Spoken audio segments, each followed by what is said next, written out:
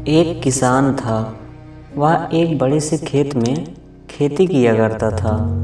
उस खेत के बीचों बीच पत्थर का एक हिस्सा जमीन से ऊपर निकला हुआ था, जिससे ठोकर खाकर वह कई बार गिर चुका था और ना जाने कितनी ही बार उससे टकराकर खेती के औजार भी टूट चुके थे।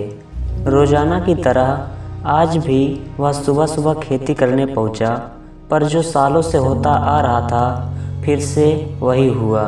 एक बार फिर किसान का हल पत्थर से टकराकर टूट गया। किसान बिल्कुल क्रोधित हो उठा और उसने मन ही मन सोचा कि आज जो भी हो जाए वह इस चट्टान को ज़मीन से निकालकर इस खेत के बाहर फेंक देगा।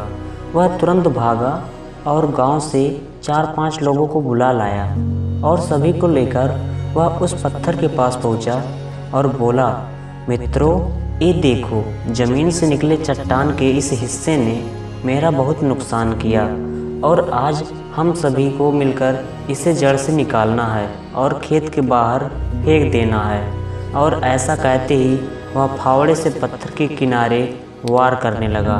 पर ये क्या, अभी उसने 1-2 बार ही मारा था कि पूरा का पूरा पत्थर ज़मीन से बाहर निकल आया।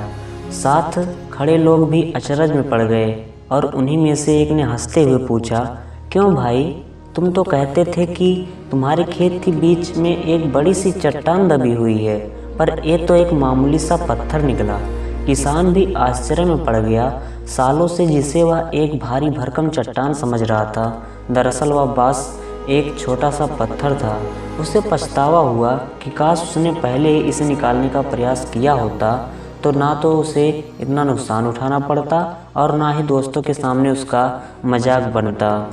दोस्तों, इस किसान की तरह हम भी कई बार ज़िंदगी में आने वाली छोटी छोटी बाधाओं को बहुत बड़ा समझ लेते हैं और उनसे निपटने की बजाय तकलीफ़ उठाते रहते हैं। ज़रूरत इस बात की है कि हम बिना समय गंवाए उन मुसीबतों से लड़ें, और जब हम ऐसा करेंगे तो कुछ ही समय में चट्टान से दिखने वाली समस्या एक छोटे पत्थर के समान दिखने लगेगी, जिसे हम आसानी से ठोकर मार कर आगे बढ़ सकते हैं।